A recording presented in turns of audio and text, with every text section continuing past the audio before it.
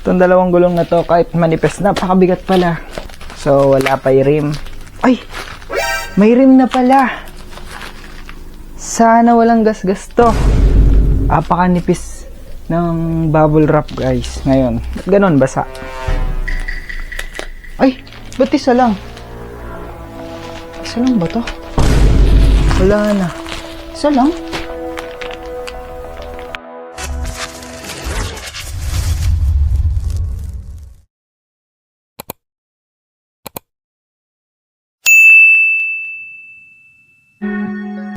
What's up mga kuys, in this video ay mag-unbox tayo nitong nabili natin na bagong gulong. Ang size nito ay 29 by 1.95 and meron pa tayong ibang binili. So ano pang hinihintay natin? Simulan na natin tong video na to mga kuys. Sa tingin ko mga kuys, ito yung magpapabigat dito sa bike natin kasi itong dalawang gulong na to, kahit manipis, napakabigat pala. Hindi tayo bumili ng foldable na gulong. Binili natin is yung may wire sa loob, yung para sa mga motor, ganun. So, ayan. Ano pang hinihintay natin? Unbox na natin ito mga koy. Simulan na natin. Ba't ganun basa? Hindi ko alam bakit siya basa. Ang brand nito ay Kenda Tires. Ayan. Kenda Tires. Pakanipis. 1.95. So, wala pa yung rim. Ay! May rim na pala. Sana walang gasgas to. May rim na pala to. Oh, I hope walang gasgas. Napakanipis ng bubble wrap, guys. Ngayon, ay mga kuys.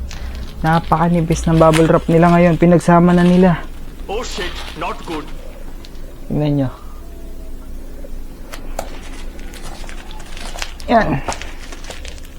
Sana walang gasgas, sana walang gasgas. I hope walang gasgas yung rim. Kasama na pala yung rim. I hope walang gasgas. Ang galing ng seller, oh. Pinagsama nila yung dalawa doon. Nakakabit na yung gulong. Ay, nakakabit na yung rim doon sa mismong gulong. I hope walang gasgas. I hope walang gasgas. Please, walang gasgas, please. Basa pa, oh. Nailagay yata ito sa basa.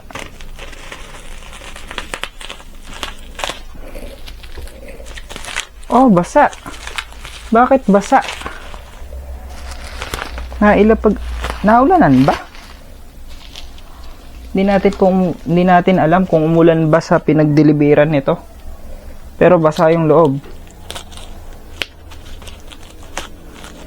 So ayan mga kuys, makikita nyo, basa talaga. Ano, makikita, basa oh. Basa yung plastic. Ang in-order nga pala natin, gulong, rim, tsaka itong hindi to inner tube, yung ano, yung tape para sa rim. Oops, baka madali. Tandaanin natin.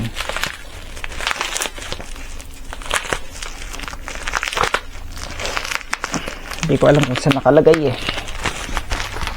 Ito ba yun? Kamayin muna natin.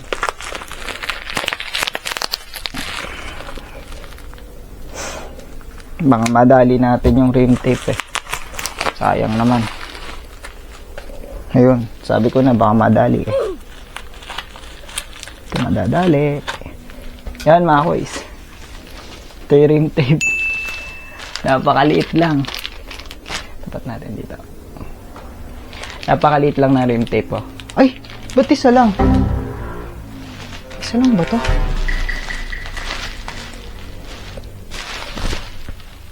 Ba't parang kulang? Oh shit, not good.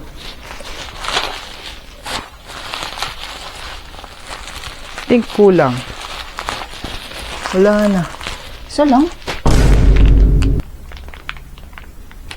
Tignan natin kung dalawa. Isa lang yung dumating. Isa lang yung dumating mga kuys. Oh shit, Tsaka ito not na yung good. gulong. Ragusa, Pioneer. Pinagsama na nila sa... Nasa nga sa ulo ko decals lang mga kuys. Decals lang tong 29, itong ano niya. Pwede tanggalin.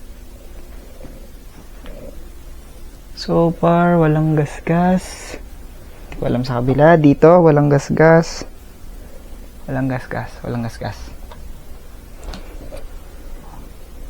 Dito ay may grasa. Walang gasgas. May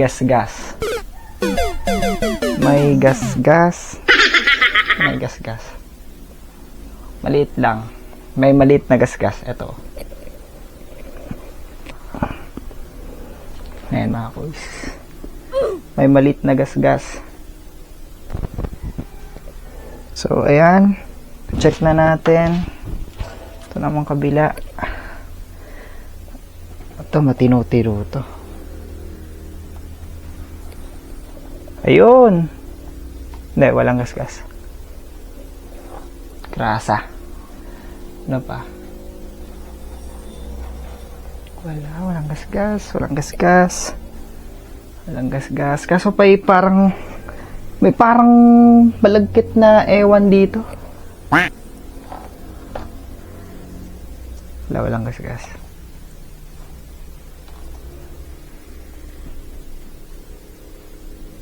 May minimal na gasgas sa gilid na to.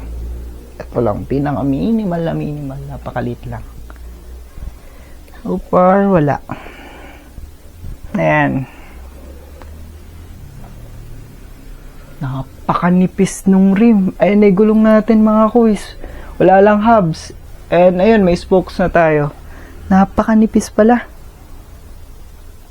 Ayos lang. Dragon Race Ragusa yung tire natin. And Ragusa din itong pinaka rim. Tapos Ragusa din yung spokes.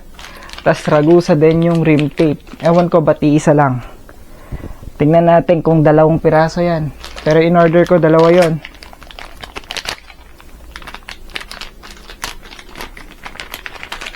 Dalawa na kaya to? 2 na. 2 na mga kuys. Ito yung tsura niya. Yan.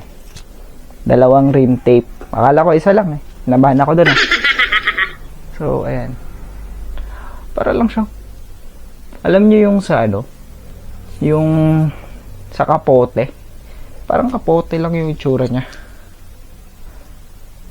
No, amoy kapote din. So, ayan.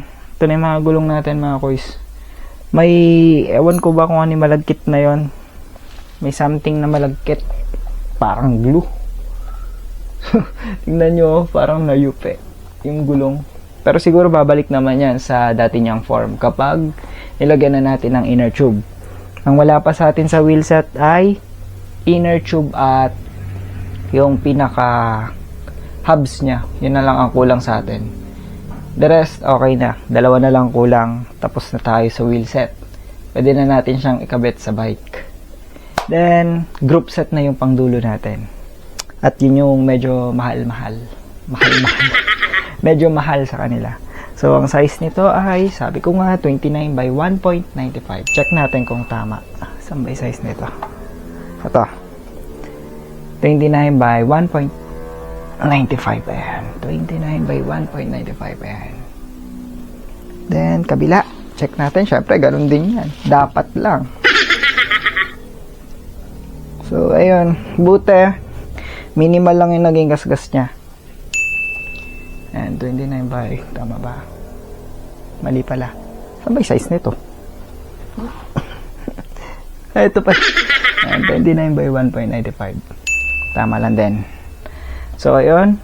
Sabi ko nga, buti minimal lang yung naging gasgas niya sa rim. Kasi, napakanipis ng balot niya, guys. Mga kuys.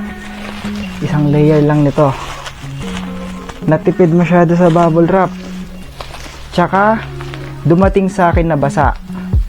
So siguro basa yung or umuulan dun sa dinaanan neto. Hindi ko alam kung umuulan eh. Pero basa yung gulong, basa yung rim. Ito hindi siya basa kasi naka-plastic siya na ganito. So ayun, i-update ko na lang kayo kapag nagkaroon na tayo ng hubs. Then ipapakabit natin dito sa malapit na bike shop to. Kasi di ko alam mag-lace nung pinaka tag dito mga spokes dun sa hubs.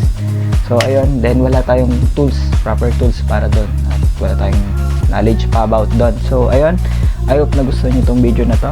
Panoorin niyo na lang. If gusto niyo bumili nitong Ragusa na to, nag-trial and error lang ako dito kasi mura lang yung rim and mura lang din to. So ang gusto ko lang ay makitang tumindig yung bike. Hindi pa to tubeless.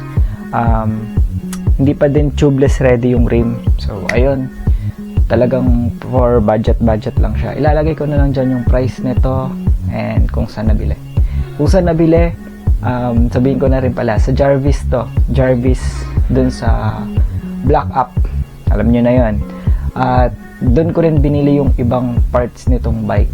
Basta yung mga Ragusa na ganito, dun ko sa kanila binili. Lalo na yung handlebar and step, sa kanila din galing. So ayan, medyo kinabahan ako dito na onti sa rims kasi buti hindi na yupi. Check ko nga. So, hindi naman siya na yupi, wala naman eh. Kung yupi yan, visible sana. May mga gasgas lang na maliit, ganon. Tapos, ang kagandahan dito sa rim na to, in case na gusto ko tanggalin tong kasi hindi pantay-pantay yung stickers niya. In case na gusto kong tanggalin, pwede ko siya tanggalin. Ayan. Natatanggal siya. Sticker lang. Hindi siya naka-print sa loob. Siguro gano'n naman din lahat ng rims. Sticker lang din. Kaya natatanggal nila yung patulad dun sa isa. Nung ano ba yun? Sagmit Evo version 3. Natatanggal nila yung kulay red dun eh. Siguro gano'n lang din. So ito, siguro tatanggalin ko na lang yung Ragusa para mas maganda yung itsura ng bike. Isipin nyo, ganito lang siya kanipis. Pakanipis ng gulong.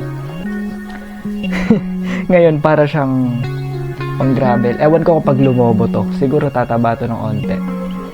So, ayan. Tsaka hindi kasi kasya yung itong 29 na to. Pag tinaasan ko pa mga 2.10 ganon.